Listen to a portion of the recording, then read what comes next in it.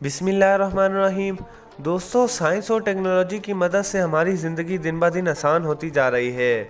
लेकिन आज की इस वीडियो में मैं आपको रोज़ इस्तेमाल होने वाली ऐसी मशीन्स के बारे में बताने जा रहा हूँ जो पहले के दौर में बहुत ही बड़ी और अजीब हुआ करती थी।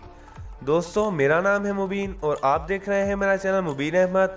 तो चलिए आज की इस इंटरेस्टिंग वीडियो को स्टार्ट करते हैं। Number 7, data storage. दोस्तों, आजकल तो हमारे मोबाइल में ही इतना स्पेस मौजूद होता है कि हम इसमें हज़ारों की तादाद में पिक्स और सॉन्ग सेव कर सकें, और अगर ये भी कम पड़ जाए तो मेमोरी कार्ड्स मौजूद होते हैं। लेकिन पहले ऐसा नहीं था। डेटा स्टोरेज की शुरुआत 18वीं सदी में हुई, जबकि 1956 में पहली हार्ड डिस्क इंट्रोड्यूस कराई गई। दोस्तों, ये MPN 35 model hard disk drive थी जिसका वज़न 1 टन था। आप यकीन नहीं कर पाएंगे, ये सिर्फ 5 MB ही सेव कर पाती थी, और इस हार्ड ड्राइव को कोई भी कंपनी $3200 में पर मंथ लीज पर ले सकती थी। फिर इसके 10 साल बाद फ्लॉपी डिस्क इन्वेंट हुई जिसकी स्टोरेज सिर्फ 1.44 MB होती थी। फिर आखिर में तोशिबा कंपनी ने माइक्रो कार्ड्स और USB बनाकर टेक्नोलॉजी की दुनिया ही बदल कर रख दी।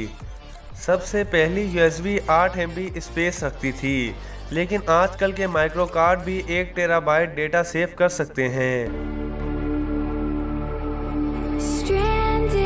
Number 6, mobile phone. दोस्तों, दुनिया में शायद ही कोई ऐसा शख्स मौजूद हो जिसके पास मोबाइल ना हो। आजकल हर बंदा ही मोबाइल इस्तेमाल करता है, कोई अपनी ज़रूरियात के लिए तो कोई अपनी तफरीह के लिए। दोस्तों, क्या आप जानते हैं कि दुनिया का सबसे पहला मोबाइल मोटोरोला कंपनी ने 1983 में इंट्रोड्यूस कराया, जिसमें उन्होंने दूसरे मोबाइल पर कॉल करके उस वक्त के लोगों को हैरान कर दिया। इस मोबाइल में छोटा सा डिस्प्ले होता था जिसमें आप नंबर डायल करके देख सकते थे, और इसका वेट 1 kg था। दोस्तों, इसके अलावा इस मोबाइल की बैटरी टाइमिंग सिर्फ 30 मिनट थी। इस मोबाइल की कीमत उस वक्त भी $4000 थी, जो कि बहुत ही ज़्यादा होती है। दोस्तों, फिर उसके बाद नोकिया कंपनी ने 1992 में अपना 1101 मोबाइल इंट्रोड्यूस करवाया, जिसको हज़ारों या लाखों की तादाद में लोगों ने इसे इस्तेमाल किया। उसके बाद स्टीव जॉब ने 2007 में आईफोन इंट्रोड्यूस कराया, जिसने मोबाइल को ही बदल के रख दिया, और आज के दौर में तकरीबन 150 से ज़ायद कंपनियां स्मार्टफोन्स बना रही हैं।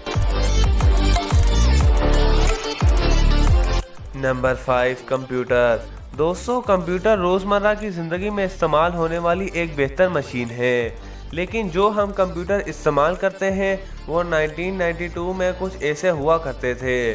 1941 में Z3 नामी कंप्यूटर इंट्रोड्यूस कराया गया, जिसे जर्मनी के साइंटिस्ट ने बनाया था, जिसका वज़न तकरीबन 1 टन था, और इसकी टॉप स्पीड तकरीबन 5 से 10 हर्ट्ज़ हुआ करती थी। फिर एप्पल ने 1976 में एप्पल 1 कंप्यूटर इजाद किया, जिसमें 4 KB स्टोरेज थी और 1 मेगाहर्ट्ज़ प्रोसेसर भी था। फिर इसमें कुछ चेंजेस किए गए और आए दिन इसे बेहतर से बेहतर बनाया गया, और आज का कंप्यूटर आपके सामने है। Number 4, TV. दोस्तों, पहला टीवी सन 1900 में मैन्युफैक्चर किया गया था, लेकिन वो ठीक से चला नहीं। फिर 1924 में जोहन लॉकी ने टीवी बनाया, जो कि एक कैबिनेट पर मुश्तमिल था जिसमें छोटा डिस्प्ले लगा हुआ था। फिर 1930 में black and white electronic TV बनाया गया। उसके बाद 1960 तक इसे ही इस्तेमाल किया गया और इसमें कोई चेंजेस नहीं किए गए। फिर इसके बाद LCDs मुतारिफ करवाई गईं। दोस्तों, LCDs में ट्यूब्स की बजाय लिक्विड क्रिस्टल का इस्तेमाल किया जाता है। Number 3, laptops. दोस्तों, लैपटॉप ज़्यादातर ऑफिस के काम के लिए इस्तेमाल किए जाते हैं, और अब हमें भी यही सिस्टम देखने को मिलते हैं।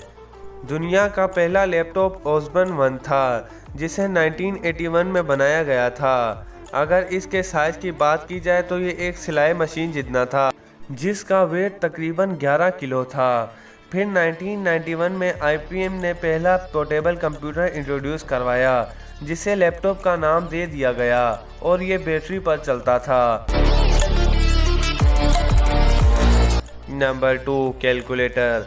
दोस्तों आजकल के मॉडर्न दौर में अगर हमें कोई चीज़ कैलकुलेट करनी हो तो सिर्फ 1 या 2 क्लिक में हम कैलकुलेटर ओपन कर लेते हैं। लेकिन पुराने दौर में छोटी कैलकुलेशन करने के लिए भी एक भारी प्रोसेस से गुजरना पड़ता था।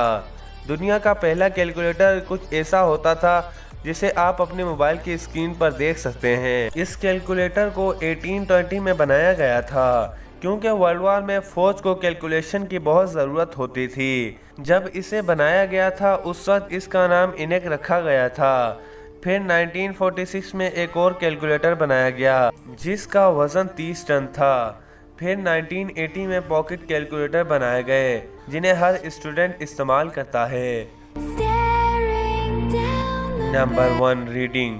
दोस्तों स्कूल से लेकर यूनिवर्सिटी तक हमें बुक्स तो पढ़नी ही पड़ती हैं। पहले के लोग किसी चीज़ की इंफॉर्मेशन के लिए लाइब्रेरी जाया करते थे और बुक पढ़ा करते थे। अब तो आहिस्ता आहिस्ता बुक्स ख़त्म होती जा रही हैं, उनकी जगह ई रीडर ने ले ली है।